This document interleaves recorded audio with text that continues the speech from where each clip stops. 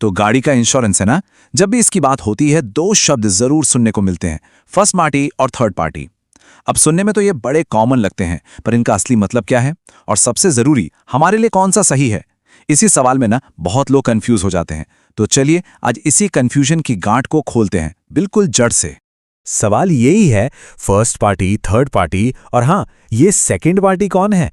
इन सब में से कौन सी पॉलिसी लेना सबसे सही रहेगा? देखिए, ये शब्द भले ही सुनने में थोड़े टेक्निकल लगें, पर इनकी कहानी बहुत ही सीधी सादी है। आज हम इसी कहानी को परत दर परत समझने वाले हैं। अपने इस विश्लेषण में हम क्या-क्या जानेंगे, उस पर एक नजर डाल लेते हैं। सबसे पहले समझेंगे कि ये फर्स्ट, सेकंड और थर्ड पार्टी आखिर हैं कौन। फिर फर्स्ट पार्टी इंश्योरेंस के अंदर क्या-क्या आता है वो देखेंगे। इसके बाद थर्ड पार्टी को समझेंगे, फिर दोनों को आमने सामने रखकर तुलना करेंगे और आखिर में इस सवाल का जवाब ढूंढेंगे कि अपनी जरूरत के हिसाब से सही पॉलिसी कैसे चुनें। तो आइए शुरुआत करते हैं सबसे बेसिक सवाल से। किसी भी इंश्योरेंस पॉलिसी में ये तीन पार्टियां होती कौन है? अगर ये समझ आ गया ना, तो समझ लीजिए आधा काम तो आपका यहीं हो गया। चलिए इसे एक बहुत ही आसान से उदाहरण से समझते हैं। मान लीजिए राम ने अपनी कार का इंश्योरेंस करवाया, तो राम यानी गाड़ी का मालिक वो हो गए फर्स्ट पार्टी। जिस कंपनी से उन्होंने इंश्योरेंस खरीदा वो बन गई सेकंड पार्टी। अब अगर राम की कार से रमेश की बाइक को टक्कर लग जाती है, तो यहां पर रमेश जो हैं वो कहलाएंगे थर्ड पार्टी, मतलब वो व्यक्ति जिसके नुकसान की भरपाई के लिए इंश्योरेंस काम आता है। सिंपल है। अब बात करते हैं फर्स्ट पार्टी इंश्योरेंस की। इसे लोग कॉम्प्रिहेंसिव या फिर फुल इंश्योरेंस के नाम से भी जानते हैं और इसका एक ही मकसद होता है, अपनी गाड़ी को हर तरफ से पूरी सुरक्षा देना। देखिए, फर्स्ट पार्टी पॉलिसी का सबसे बड़ा फायदा है इसका डबल प्रोटेक्शन। मतलब अगर कोई एक्सीडेंट होता है तो ये सिर्फ सामने वाले यानी थर्ड पार्टी के नुकसान की भरपाई नहीं करेगी, बल्कि आपकी अपनी गाड़ी को जो भी नुकसान हुआ है, चाहे छोटी सी खरोच हो या बड़ा डेंट, सब कुछ कवर करेगी। लेकिन यहां एक बहुत जरूरी चीज है जिसे समझना होगा, और वो है डेप्रिसिएशन। सीधी सीधी भाषा में इसका मतलब है घिसावट। जब भी कोई पार्ट रिप्लेस होता है तो इंश्योरेंस कंपनी ये मानती है कि वो पार्ट पुराना हो चुका था, इसलिए वो नए पार्ट की पूरी कीमत नहीं देती, बल्कि उसकी उम्र के हिसाब से कुछ पैसा काट लेती है। और ये कटौती कैसे होती है, ये भी बड़ा इंटरेस्टिंग है। जैसे गाड़ी के शीशे यानी ग्लास पार्ट्स पर कोई डेप्रिसिएशन नहीं कटता, 0%, मतलब पूरा पैसा मिलेगा। लेकिन रबर, टायर या बैटरी जैसे पार्ट्स पर सीधा सीधा 50% कट जाता है, और जो मेटल के पार्ट्स होते हैं उन पर कटौती गाड़ी जितनी पुरानी होती जाती है उतनी ही बढ़ती जाती है। तो सवाल उठता है कि क्या इस कटौती से बचने का कोई रास्ता है? जी हां, बिल्कुल है। यहीं पर काम आते हैं एड ऑन, जैसे जीरो डिप्रिसिएशन कवर। थोड़ा सा एक्स्ट्रा प्रीमियम देकर इसे पॉलिसी में जुड़वाया जा सकता है। फिर क्लेम के टाइम पर जेब से कोई पैसा नहीं जाता, नए पार्ट की पूरी कीमत मिल जाती है। अच्छा, डेप्रिसिएशन के अलावा फर्स्ट पार्टी पॉलिसी में और भी कई जरूरी चीजें कवर होती हैं, जैसे टोटल लॉस कवर। इसका मतलब है कि अगर गाड़ी इतनी डैमेज हो जाए कि उसकी रिपेयरिंग का खर्चा गाड़ी की कीमत के 75% से भी ज्यादा हो। इसके अलावा गाड़ी की चोरी और मालिक ड्राइवर के लिए पर्सनल एक्सीडेंट कवर भी इसी का हिस्सा है। चलिए अब बात करते हैं थर्ड पार्टी इंश्योरेंस की। ये वो बीमा है जो इंडिया में सड़क पर चलने वाली हर गाड़ी के लिए कानूनी तौर पर जरूरी है।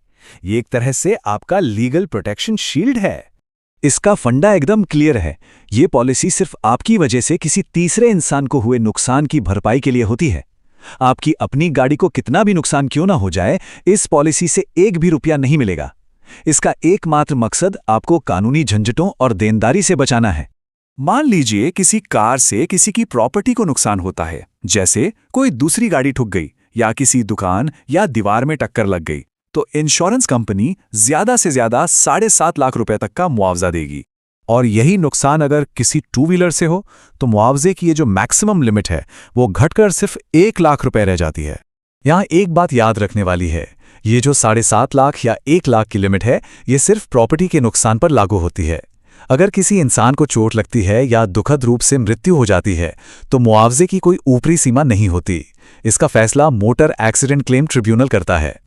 तो अब हम दोनों पॉलिसियों की सारी बातें समझ चुके हैं। अब समय है कि इन्हें एक दूसरे के सामने रखकर इनके बीच का फर्क और भी साफ साफ देख लिया जाए।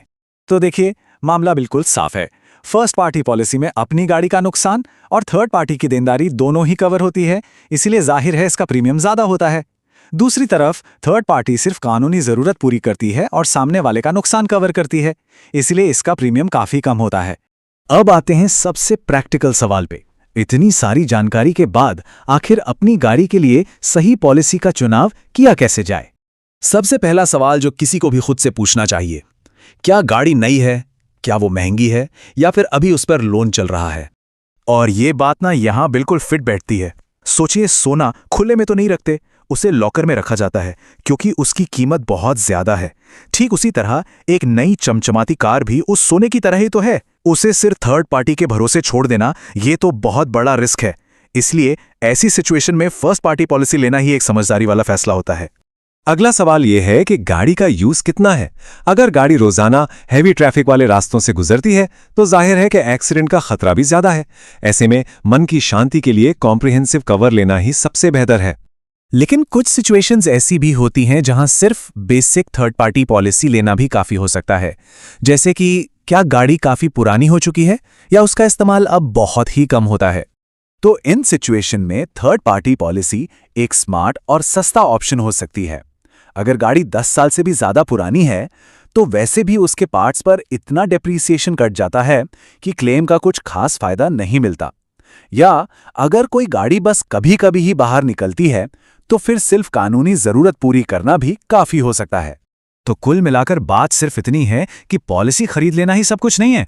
असली तैयारी तो तब होती है जब हमें ये पता हो कि मुश्किल पड़ने पर वो पॉलिसी हमारे कितने काम आएगी। क्योंकि इंश्योरेंस पॉलिसी सिर्फ एक कागज नहीं है, ये मुश्किल वक्त में आपकी सबसे बड़ी आर्थिक ढाल है।